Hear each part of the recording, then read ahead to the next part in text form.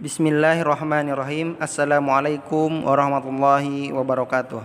Alhamdulillah wassalatu wassalamu ala Rasulillah wa ala alihi wa sahbihi wa mawalah. Asyhadu an la ilaha illallah wahdahu la syarikalah wa asyhadu anna Muhammadan abduhu wa rasuluh, amma ba'd. Baik, anak-anak kelas 4, kita bertemu lagi ya setelah kemarin di hari Rabu kita bertemu di pelajaran akidah. Ya. Bagaimana kabarnya pada hari ini? Hari Jumat. Ya. Semoga kalian semuanya dalam keadaan sehat walafiat dan juga dalam lindungan Allah Subhanahu wa taala, sehingga pada kesempatan ini masih bisa belajar. Ya, kalian masih semangat di dalam belajar walaupun ya belajarnya masih Masih online ya, Nak. Tetap semangat, jangan putus asa ya. Dan hari ini kita akan melanjutkan pelajaran fikih ibadah. Kita akan masuk ke pelajaran yang ke-6, materi kita tentang adab sholat Idul Fitri. Silahkan dibuka bukunya dan juga dipersiapkan alat tulisnya, dan tak lupa berdoa ketika ingin belajar agar dimudahkan oleh Allah Subhanahu wa taala. Kita akan bahas yang masih tentang Idul Fitri ya.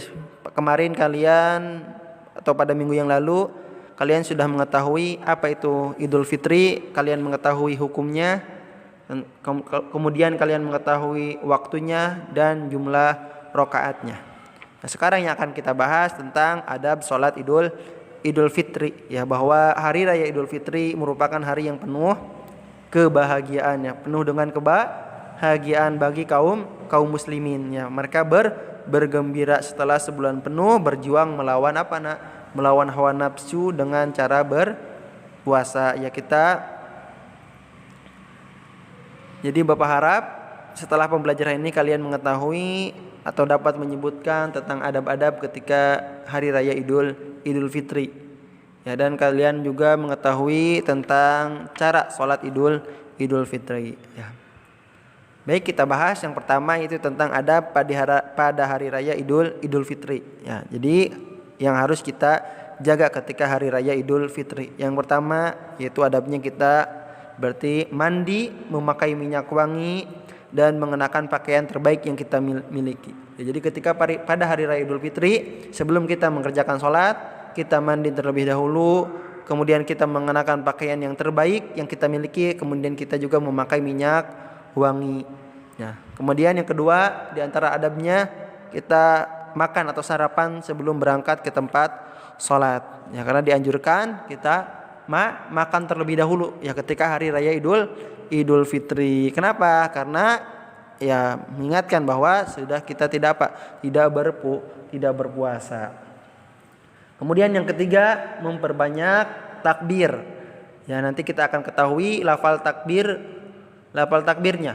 Ya, kapan? Dimulai ketika malam harinya sampai sebelum pelaksanaan sholat Idul Fitri. Maka kita disunahkan untuk memperbanyak takbir ya. Kemudian yang keempat di antara adab ketika hari raya Idul Fitri yaitu memilih jalan yang berbeda ketika pergi dan pulang dari Idul Fitri. Yang kelima, salat Idul Fitri hendaknya dilaksanakan di mana, Nak?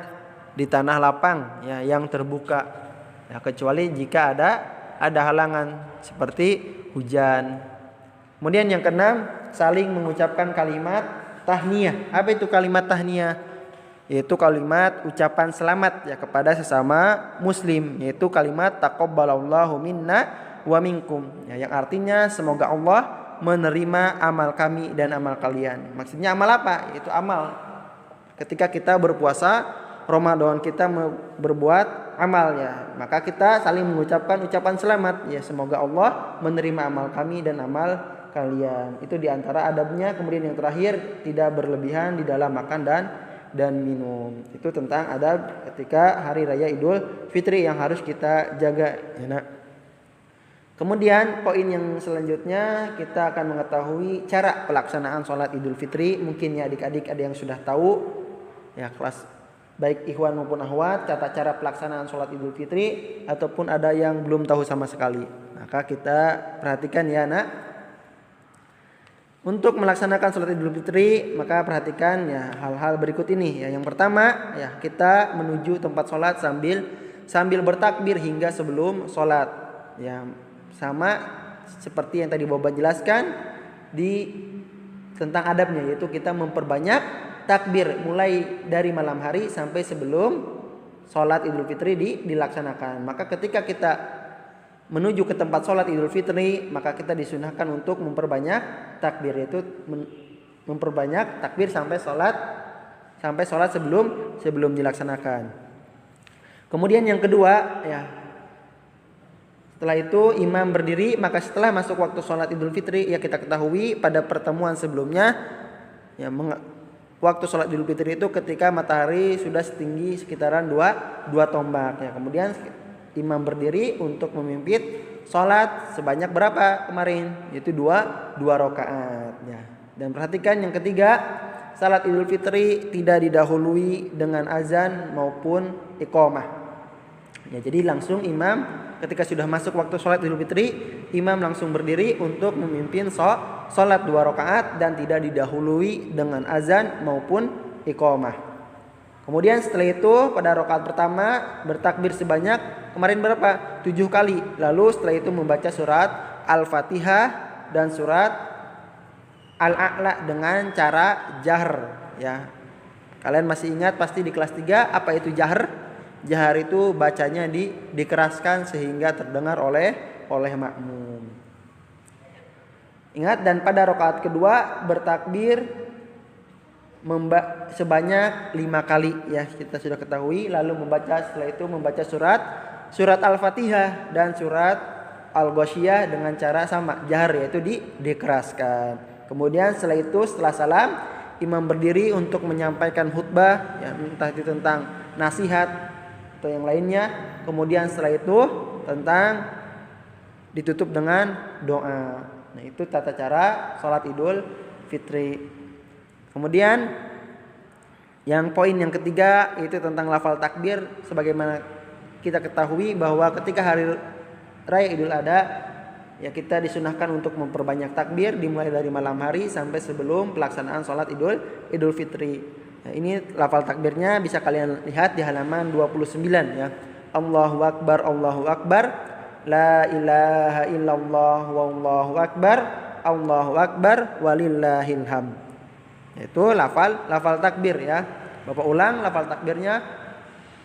Allahu Akbar, Allahu Akbar, la ilaha illallah, wallahu akbar, Allahu Akbar, walillahil hamd. Ingat, walillahil hamd, bukan walillah ilham, ya. Itu salah. Kemudian poin yang terakhir yaitu bagaimana ketika sholat Idul Fitri bertepatan dengan hari Jumat. Perhatikan ya anak-anak yang soleh dan solehah, perlu kalian ketahui. Perhatikan nih, bagaimana ketika sholat Idul Fitri ini bertepatan dengan hari Jumat. Ya, apabila sholat Idul Fitri bertepatan dengan hari Jumat, maka orang yang sudah mengerjakan sholat Id, itu sholat Idul Fitri, diperbolehkan untuk tidak mengerjakan sholat Jumat. Ya, boleh tidak mengerjakan sholat Jumat, melainkan cukup mengerjakan sholat zuhur 4 rakaat seperti pada hari lainnya. Sebagaimana Zaid bin Arqam radhiyallahu anhu meriwayatkan, sallan nabiyul ida summa rakhasa fil jum'ati faqala man syaa an yusalliya falyusalli. Ya, Nabi mengerjakan sholat Id, lalu beliau memberikan keringanan untuk tidak mengerjakan sholat Jumat. Beliau bersabda, siapa yang ingin sholat Jumat silahkan dia mengerjakannya. Hadis sahih riwayat Abu Daud, Ibnu Majah dan An-Nasai. Ya, tetapi ketika kalian sudah mengerjakan sholat Id, ingin mengerjakan sholat Jumat, ya tidak mengapa. Ketika ingin tidak mengerjakan sholat Jumat karena sudah mengerjakan sholat Id, maka kalian cukup dengan sholat zuhur seperti pada hari-hari lainnya. Mungkin itu saja yang bisa Bapak sampaikan pada pertemuan kali ini. Kurang lebihnya Bapak mohon maaf apabila ada salah kata yang Bapak ucapkan. Semoga pembelajaran ini dapat memahami kalian sehingga menambah ilmu kalian dan kalian bisa mempraktekannya. Untuk pertemuan kali ini insya Allah ada tugas seperti biasa, latihan soal di Google Form sesuai dengan kelasnya masing-masing, ya nak. Bapak harap sebelum mengerjakan kalian mendengarkan dulu apa yang Bapak jelaskan dari awal hingga akhir. Bapak akhiri dengan doa kafaratul majlis. Subhanaka Allahumma wa bihamdika asyhadu an la ilaha illa anta astaghfiruka wa atubu ilaik. Wassalamualaikum warahmatullahi wabarakatuh.